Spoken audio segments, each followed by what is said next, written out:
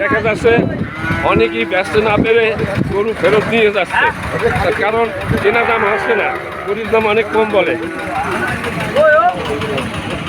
এই গরুটা কার? হ্যালো,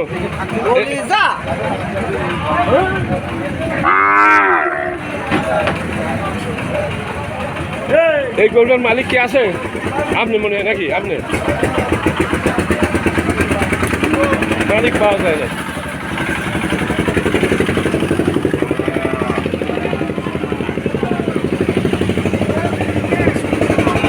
বাজার গরু ঘাট। বা আপনি কি গরু নিয়ে আসছিলেন নাকি? গরু নিয়ে আসছিলেন? কয়টা নিয়ে আসছিলেন? গরু বেচা কিনা এইটাই তো জানবো। কই সে দুইটা কই বেচছেন? তাহলে তো বেচা কিনা আছে, উনি কে বেচা কিনে নাই? বিশাল বেচা কিনা আছে, সব কাজে যাচ্ছে ভাই। ভুল কাজ। এই গরুটা কার? এগুলো হলো কি আপনার? হ্যাঁ সাংবাদিক সাথে একটু কথা বলতে চাইলেন। আচ্ছা, এই গরুটা আপনার? আপনি কয়টা নিয়ে এসেছেন ব্যাপারী সাহেব? 9টা নিয়ে এসেছেন।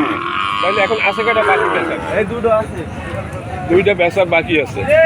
এইটা কত দাম চাইছিলেন? হ্যাঁ, কত দাম বলছে?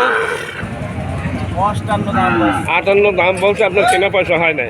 কেনা পয়সা হলেও একটু স্বাস্থ্যের মনে হয়, টানাটানি করতেন না। হ্যাঁ, সাইড হলে ব্যস্ত। আর এইটা কত দাম চাইছেন? এইটা 75 দাম হয়েছে চাইছি। তাহলে কত দাম বলছে? কত? 60-62 দাম বলতেছে। দর্শক, এই হলো 12 বাজার, ঝিনাইদহ জেলা। আজকের 29 জুন, আজকের হলো শনিবার,